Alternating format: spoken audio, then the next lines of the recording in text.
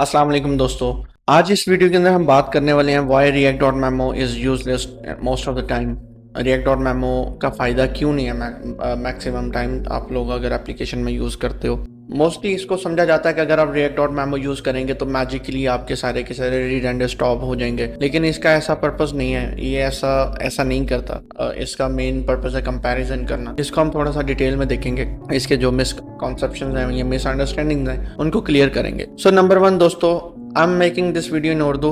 I'm just speaking English, so I'm saying I would love to create the videos in English for the wider audience, but I want it to go to those who are not able to learn just because of the language barrier. तो मैं आप लोगों के लिए मेहनत कर रहा हूँ, आप लोगों के लिए उर्दू हिंदी के अंदर वीडियोस क्रिएट कर रहा हूँ, इतने कॉन्सेप्ट्स को क्लियर करने की कोशिश कर रहा हूँ सिर्फ इस पर्पस के लिए, क्योंकि अगर आप इंग्लिश के बैरियर की वजह से इस कॉन्सेप्ट्स को क्लियर नहीं कर पा रहे तो आप अपने टेक के अंदर जो स्किल्स हैं आप उनको स्केल नहीं कर पाओगे। So I am just trying efforts for you guys, please thumbs up and do your comment, leave your best part, what you want.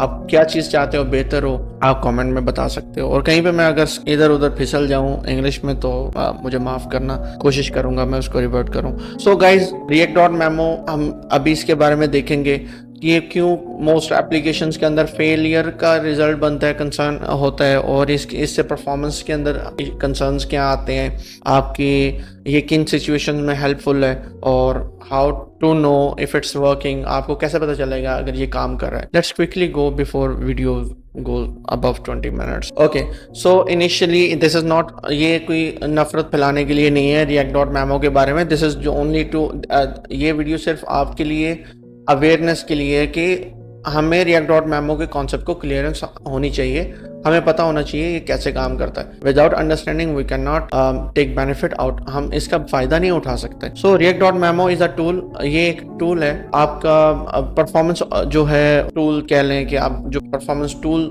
को अगर आप वाइजली यूज नहीं करते तो ये आपकी एप्लीकेशन को गंदा कर देता है, बजाय कि उसको फास्ट करने के आपका कोड को भी गंदा कर देता है। अगर आपने कभी खुद से पूछा हो कि यार मैं तो रिएक्ट डॉट मेमो यूज कर रहा हूँ फिर भी मेरे री रेंडरिंग हो रही है, तो ये वीडियो उसी सवाल के जवाब के अंदर आपको जो है पेश की जाएगी। इसके अंदर वो सवाल का जवाब इंशाल्लाह क्लियर किया जाएगा। So guys, number one, react dot memo क्यों फेल करता है। प्रॉब्लम नंबर वन हमारे पास है प्रॉप्स चेंज बाय रेफरेंस। ये बड़ा इंपॉर्टेंट टॉपिक है, आप लोगों ने जावास्क्रिप्ट के अंदर सीखा होगा। रेफरेंस का कंपैरिजन और बाय रेफरेंस कंपैरिजन और बाय वैल्यू कंपैरिजन दोनों मुख्तलिफ चीजें हैं। अभी हम इसको डिक करेंगे, इंशाल्लाह आप लोगों के लिए इजी होगा। तो यहाँ पर एक एग्जांपल है जो कि गलत एग्जांपल है, जो री रेंडर करेगी। मिसाल के तौर पे आपके पास चाइल्ड है, आपने उसको रिएक्ट डॉट मेमो ऐड कर दिया, नाउ आप ड्रीम कर रहे हो कि यार ये अब रेंडर नहीं करेगा। आप जल्दी से कंसोल लॉग ऐड करते हैं और जाके चेक करते हैं यार ये तो स्टिल रेंडर कर रहे हैं। उसकी रीजन, जब आप चाइल्ड को रिएक्ट डॉट मेमो में रैप कर रहे हो और आप जब चाइल्ड को यूज कर रहे हो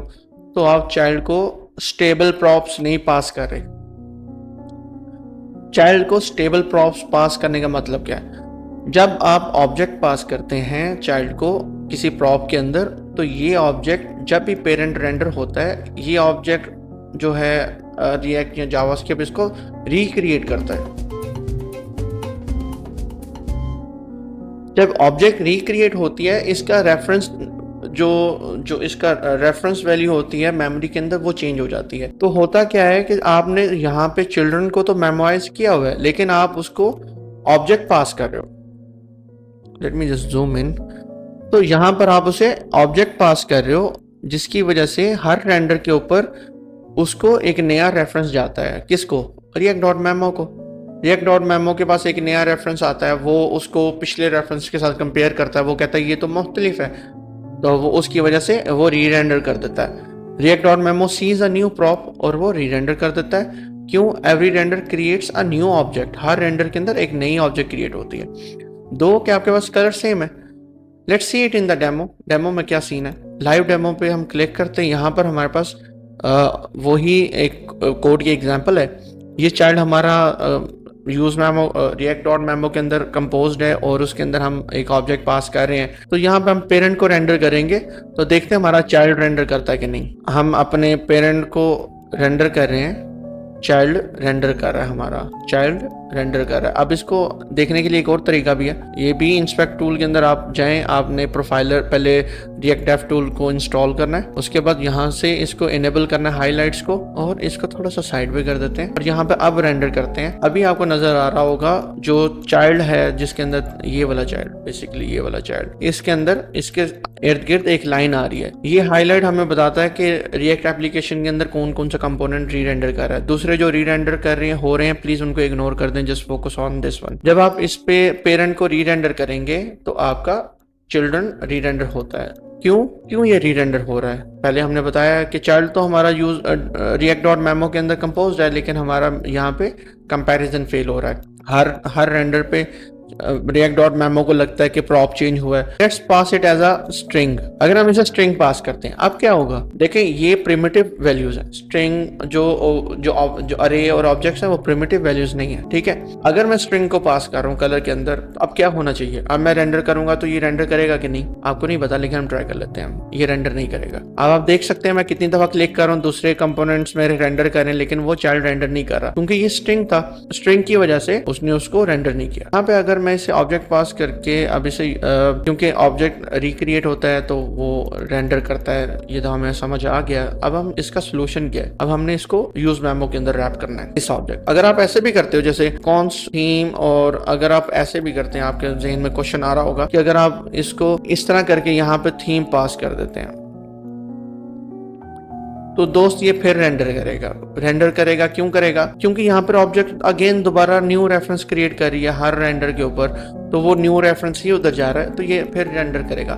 तो इसको स्टेबल प्रॉप्स देने के लिए हमने यूज मेमो का इस्तेमाल करना है। तो यहाँ पर है यूज मेमो को हमने यूज करते हुए इस ऑब्जेक्ट को रैप कर दिया, और इस वेरिएबल को हमने चाइल्ड को पास कर दिया, जो चाइल्ड हमारा ऑलरेडी रिएक्ट डॉट मेमो के अंदर कंपोज्ड है। आप लोगों को पता होना चाहिए कि ये मेमोइज चाइल्ड है हमारा। अगर आपको यूज मेमो का नहीं पता, प्लीज इस पे परेशान नहीं होना, इसको आप नेक्स्ट किसी अदर वीडियो में सीख लें ताकि आपको ये कॉन्सेप्ट क्लियर हो। ये हुक है, हुक में हमने इसको रैप किया ये ऑब्जेक्ट को। अब ऑब्जेक्ट इसमें पास किए, अब इसको पेरेंट को री रेंडर करते हैं। लेट्स सी क्या ये री रेंडर करेगा हमारा चिल्ड्रन के नहीं। नाइस, अब ये रेंडर नहीं कर रहा। हमें पता चल गया कि जब हम ऑब्जेक्ट प्रॉप्स के एज अ प्रॉप्स पास कर रहे हैं तो ये री रेंडर करेगा, बेशक आप रिएक्ट डॉट मेमो यूज करें या ना करें।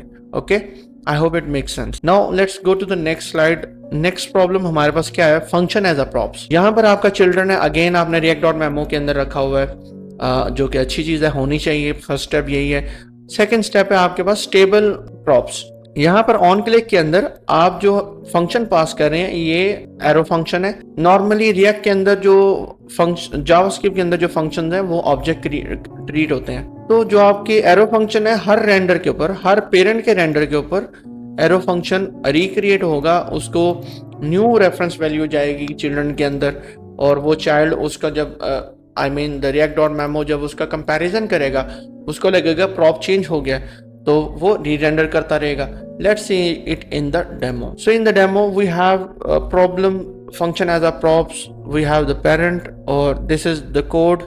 बटन के अंदर हम हैंडलर पास करें, और अब हम पेरेंट को रेंडर करते हैं तो हमें नजर आ रहा है हमारा बटन भी री रेंडर हो रहा है। I hope it's clear now कि आपके पास बटन कंपोनेंट अगर आपने मेमोइज भी किया हुआ है और उसके अंदर आप यूज मेमो पास ऑब्जेक्ट पास कर रहे हैं, ऑब्जेक्ट पास करने के बाद फिर आप उसे एक्सपेक्ट करें कि वो रेंडर ना करे, ऐसा मुमकिन नहीं। आप उसे यूज कॉल बैक के अंदर रैप करके हैंडलर पास करेंगे। यूज कॉल बैक भी एक हुक है रिएक्ट के अंदर, जिसको हम यूज करते हैं अपने हैंडलर्स को या फंक्शंस को मेमोइज करने के लिए। जब आप किसी चिल्ड्रन के अंदर कोई हैंडलर मेमोइज करके पास करें और वो children already react dot memo के अंदर कंपोज्ड है, या मतलब कि रिएक्ट डॉट मेमो के अंदर रैप्ड है, तो वो री रेंडर नहीं करेगा। Let's wrap click it now. आप देख सकते हैं हमारा बटन रेंडर नहीं कर रहा। सो गाइस, प्रॉब्लम क्या है? पेरेंट रेंडर करता है, न्यू फंक्शन क्रिएट होता है, रिएक्ट मेमो को लगता है कि प्रॉप चेंज हो गया, वो री रेंडर कर देता है। तो रिएक्ट डॉट मेमो कंपैरिजन करता है प्रीवियस क्लिक और नेक्स्ट जो करंट ऑन क्लिक है, वो देखता है यार ये तो चेंज हो गया, ये तो सेम नहीं है, फॉल्स हो जाता है, वो री रेंडर कर देता है। जैसे हमने पहले बात की, functions are objects in JavaScript, so हर रेंडर के ऊपर एक नया फंक्शन का रेफरेंस क्रिएट होता है। Let's go to the next slide. So the next problem is context and parent re-render। आप लोगों को एक मिसकॉन्सेप्शन, जैसे मैंने पहले डिस्कस किया, एक मिथ है कि अगर आप रिएक्ट डॉट मेमो यूज़ करते हैं और आपके सारे री रेंडर एप्लीकेशन के अंदर होने बंद हो जाएंगे, तो वो मिथ आपको अंडरस्टैंड तो हो गया होगा। रिएक्ट डॉट मेमो सिर्फ स्किप करता है रेंडर को अगर आपके प्रॉप्स मैच कर रहे हैं। तो प्रॉप्स मैच करने के लिए हमने आगे देखा है कि हमें प्रॉप्स को स्टेबल करके पास करना है। सो गाइज, यहाँ पर आप देख सकते हो व्हाट एक्चुअली हैपन्स। पेरेंट जब री रेंडर करता है, स्टेट चेंज हो या कॉन्टेक्स्ट चेंज हो या पेरेंट्स का कोई पेरेंट री रेंडर हो, तो उस टाइम पे अगर आपके पास क्या प्रॉप सेम है, उसको सवाल का जवाब मिलता है और उसकी बेस पे वो रेंडर कर देता है।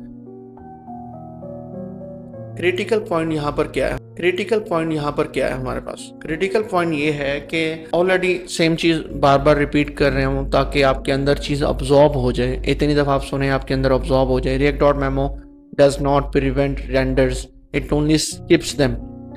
ये रिएक्ट डॉट मेमो आपके रेंडर को प्रिवेंट नहीं करता, ये स्किप करता है जब आपके प्रॉप्स सेम होते हैं। If parent renders frequently, child still gets checked every time. मतलब कि जब आपका पेरेंट रेंडर होता है वो चाइल्ड को चेक किया जाता है, हर दफा चेक करता है। रिएक्ट जो है वो चेक करता है क्या इसको रेंडर की जरूरत है, और वो कंपैरिजन होती है, और वो जो कंपैरिजन होता है उसकी एक कॉस्ट होती है। We will see the cost in the next slides. So in the live demo we will see our code. We have a child जो मेमो के अंदर रैप्ड है। हमारे पास पेरेंट है, पेरेंट के अंदर हम एक यूज स्टेट, दो यूज स्टेट्स हैं हमारे पास, एक काउंट किया और नेम किया, और फिर हम चाइल्ड यूज कर रहे हैं जो मेमोराइज्ड है, उसके अंदर हम नेम पास कर रहे हैं, काउंट पास नहीं कर रहे। थोड़ा सा कोड को ध्यान से देख लो, ठीक है। उसके बाद अब आप देखो, अगर आप मेरा ये कंपोनेंट है ना चाइल्ड वाला जिसके अंदर मैं नेम पास कर रहा हूँ, अगर मैं इसके अंदर पेरेंट के, ये मेरा पेरेंट कंपोनेंट है, पेरेंट कंपोनेंट के अंदर क्या है, काउंट है। अगर मैं काउंट इंक्रीमेंट करता हूँ और पेरेंट के अंदर एक और मेरा ये चाइल्ड है जो कि मैंने इधर शो नहीं किया हुआ, और आप जस्ट अज्यूम कर लो। अब अगर मैं अनरिलेटेड स्टेट करता हूँ यहाँ पे, तो आप देख रहे हो कि आपके पास ये वाला कंपोनेंट रेंडर नहीं कर रहा, ये कंपोनेंट के ऊपर रेंडर नहीं आ रहा, ठीक है। कॉन्टेक्स्ट और पेरेंट के री रेंडर के ऊपर आपको चीज़ों को मेंटेन करना होता है। अगर यहाँ पे ये ऑब्जेक्ट होती तो इसने रेंडर कर जाना था। यहाँ पर अगर मैं नाम चेंज करूँगा, इस स्टेट को अपडेट करूँगा, तब ये कंपोनेंट रेंडर करेगा। यहाँ पर अब मैं नाम चेंज कर रहा हूँ तो मेरा कंपोनेंट वो चाइल्ड कंपोनेंट रेंडर कर रहा है जिसको मैंने मेमोराइज किया हुआ है। यहाँ पर आपको पता है स्टेबल प्रॉप था, प्रॉप स्टेबल होने की वजह से जब पेरेंट रेंडर हुआ है उसने इसको कुछ भी नहीं किया। अब मैं देख लें, अब दोबारा चेक कर लें, हम पेरेंट के अंदर स्टेट को अपडेट कर रहे हैं लेकिन हमारा चिल्ड्रन री रेंडर नहीं कर रहा। ये उस टाइम रेंडर करेगा जब उसका स्टेबल प्रॉप चेंज होगा। स्टेबल प्रॉप चेंज होता है जब उसको हम दूसरा ट्रिगर पे क्लिक करते हैं, तो हम उसका रेंडर भी देख रहे हैं। सो की पॉइंट क्या है, react dot memo only helps when props stay the same. दोबारा रिपीट कर रहे हैं कि आपका जो रिएक्ट डॉट मेमो है ये सिर्फ उस टाइम काम करता है, उस टाइम आपके रेंडर को स्किप करता है जब आपके प्रॉप्स सेम होते हैं या प्रॉप्स स्टेबल हो, तभी उसको प्रॉपर कंपैरिजन हो जाता है। नेक्स्ट स्लाइड के अंदर यहाँ पर हम देखेंगे कि क्यों रिएक्ट डॉट मेमो आपकी परफॉर्मेंस को हर्ट करता है। सो ये मोस्टली हम स्किप हो जाता है हमसे फॉर सम रीजन। हमें इस चीज को समझना पड़ेगा, जो रिएक्ट डॉट मेमो है इसकी अपनी एक कॉस्ट है। इसकी जो कॉस्ट है अब उसको देखते हैं। इसकी 3 हिडन कॉस्ट है। नंबर 1, आपकी प्रॉप्स कंपैरिजन होती है। Every render compare all the props. जब वो कंपेयर करता है तो उसको सीपीयू टाइम चाहिए होता है। एक कंपोनेंट रेंडर करता है 0.1 मिलीसेकंड में, जब वो कंपैरिजन करेगा तो वो 0.23 मिलीसेकंड ले लेगा क्योंकि उसने कंपैरिजन भी करना, सीपीयू टाइम भी है। इसकी सेकंड हिडन कॉस्ट ये उसकी एक्स्ट्रा मेमोरी कंजम्पशन है। जब आपने कंपैरिजन करना है तो ऑब्वियसली आपने प्रीवियस रेंडर के जो प्रॉप्स हैं उनको स्टोर करना है, तो वो आपके रैम की कंजम्पशन होगी। और नंबर 3, आपकी कोड कम्प्लेक्सिटी बढ़ जाती है जिससे आपका कोड हार्ड टू मेंटेन हो जाता है, हार्ड टू डिबग होता है और काफ़ी मुश्किलात आती हैं इन चीज़ों से। यहाँ पे परफॉर्मेंस रियलिटी ये है, अगर आपका कंपोनेंट स्मॉल है, चीप कंपोनेंट को आप नहीं कंपोज करें विद डॉट मेमो के साथ। क्यों?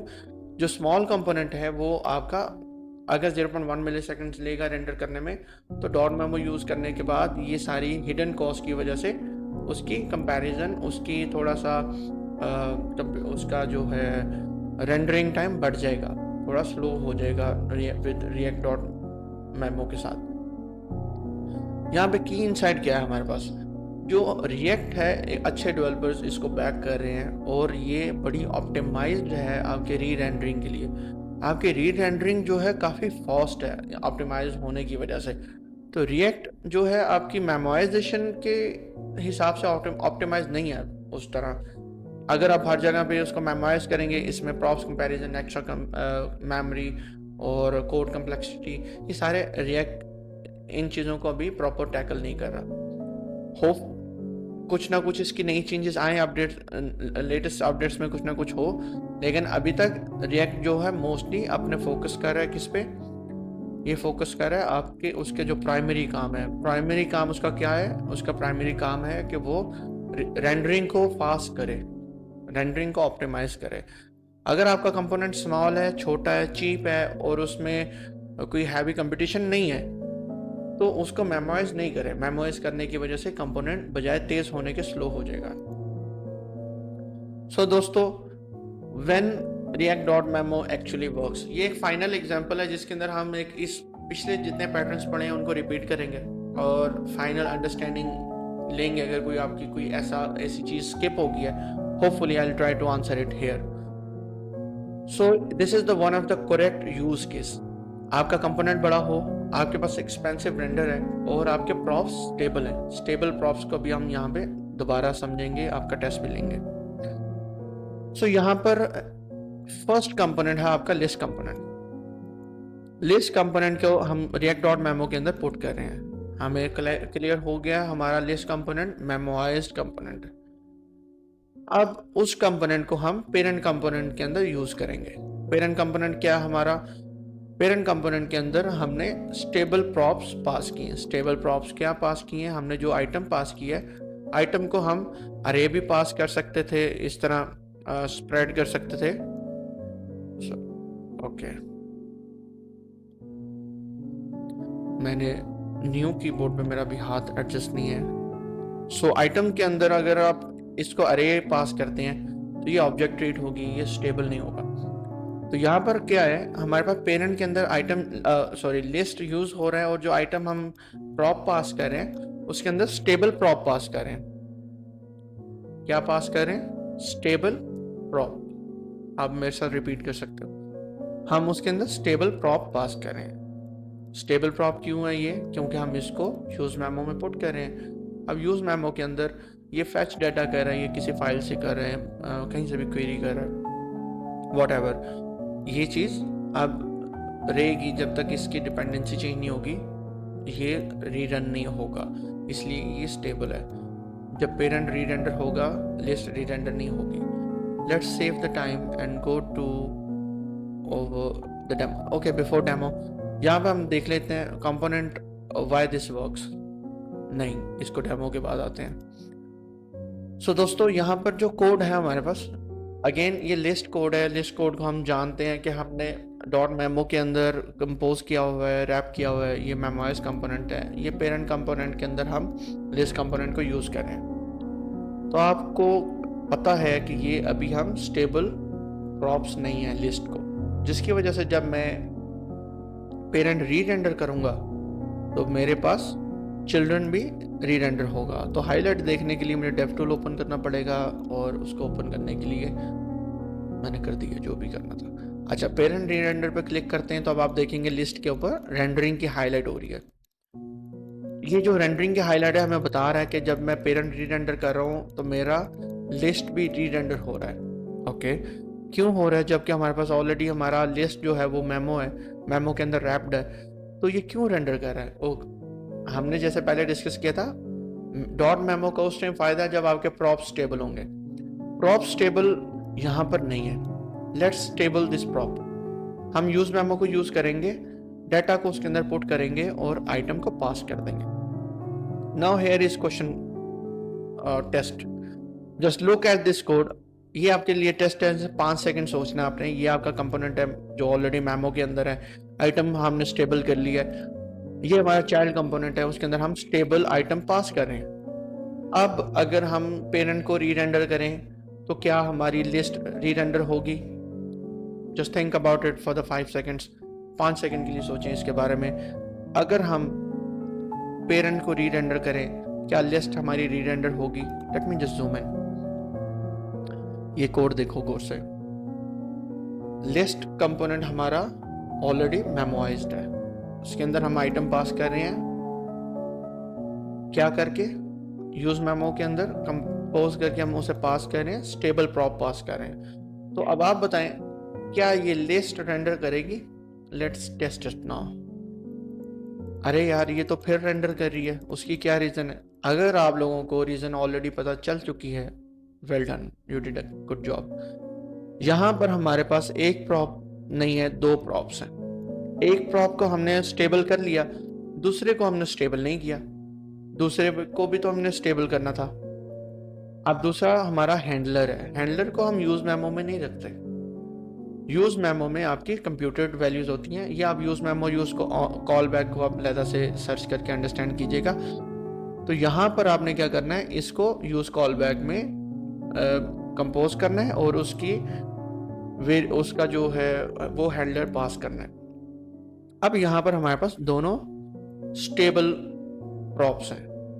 अगेन रिकैप कर रहा हूँ, हमारे पास चिल्ड्रन जो था रिएक्ट डॉट मेमो के अंदर कंपोज्ड है, हमारे पास जो आइटम्स हैं हमने उसको यूज मेमो के अंदर पुट कर दिया है, स्टेबल हो गया, हमारे दो चेक्स पास हो गए। नंबर 3 हमारा जो हैंडलर था हमने उसे यूज कॉल बैक के अंदर ऐड कर दिया है, ये भी हमारा स्टेबल प्रॉप हो गया। अब हम अगर पेरेंट को री रेंडर करेंगे तो अब वो हमारी लिस्ट रेंडर नहीं कर रहा, जबकि मैं उसे कुछ भी करूँ, लिस्ट पे क्लिक करूँ, पेरेंट को रेंडर करूँ, कुछ भी करूँ, कुछ भी इसको री रेंडर नहीं करेगा, क्योंकि हमने वो तीनों काम कर दी। डॉट मेमो को यूज किया है और प्रॉप्स को स्टेबल किया है, उसमें हमने आइटम के लिए यूज मेमो यूज किया है और हैंडलर के लिए हमने यूज कॉल बैक यूज किया है। यहाँ पे ये मिसिंग पीसेस थे, अगर आप लोग इस प्रेजेंटेशन को दोबारा ले पाओ तो आप लोगों के लिए हेल्पफुल होगा इसको रीड करने के लिए। So let's go to the next slide. Now we will know how to understand, how to see like our memoization is working. हमें कैसे पता चलेगा हमारा मेमो काम कर रहा है? आपने कभी भी गेस नहीं करना परफॉर्मेंस को, आपने इसको मैयर करना है। मैयर करने के लिए आपने रिएक्ट डेव टूल को इंस्टॉल करना है। रिएक्ट डेव टूल को इंस्टॉल करने के बाद आपने सेटिंग्स इसको डेव टूल ओपन करना है और यहाँ पर आपको प्रोफाइलर मिल जाएगा। प्रोफाइलर में जाकर आपने यहाँ से स्टार्ट प्रोफाइलिंग करनी है और अपने एप्लीकेशन को रन करना है, प्रोफाइलर स्टॉप करना है और आपने चेक कर लेना आपका कौन सा कंपोनेंट कितना टाइम ले रहा है। तो ये टॉपिक आज के मौजू आज की वीडियो का नहीं है, इंशाल्लाह इसको नेक्स्ट वीडियो में कवर करेंगे प्रोफाइलर को। आज की वीडियो के अंदर हमारा जस्ट अंडरस्टैंड करना है रिएक्ट डॉट मेमो को कब यूज करना है, कब यूज करने का बेनिफिट है। ओके, तो फाइनल वर्डिक्ट हमारे पास ये है, अगर आपका मेमो यूज करने से आपकी री रेंडरिंग रुक नहीं रही तो इसको रिमूव कर दें, कोड को ओवर कॉम्प्लिकेट नहीं करें, और अगर ये रिड्यूस कर रहा है तो keep it. Always use your React dev tool, compare before and after, और फिर उसको रिएक्ट डॉट मेमो के साथ इम्प्रूव करें। So guys, final take away again, this is quick recap. React dot memo एक परफॉर्मेंस फिक्स नहीं है, ये एक टूल है, आपके परफॉर्मेंस टूल है जिसको आप यूज करते हो जानते हुए कि अब ये कैसे काम करेगा। आप लोगों को क्लैरिटी आ गई है यूज रिएक्ट डॉट मेमो का कब बेनिफिट है, यूज मेमो का कब बेनिफिट है। अगर आप use memo use call back use करते हो और डॉट मेमो यूज नहीं करते, आपका चिल्ड्रन फिर भी रीरेंडर करेगा। तो यहाँ पर हमने ऑलमोस्ट सारे सिनेरियोस देख लिए हैं। जो ऐप्स आपकी छोटी हैं उनको ज़रूरत नहीं है, जो आप ऐप्स आपकी बड़ी हैं, लार्ज लिस्ट एक्सपेंसिव कंपोनेंट्स हैं, उनको ज़रूरत है। So what is the final take away? You guys now know when to use it.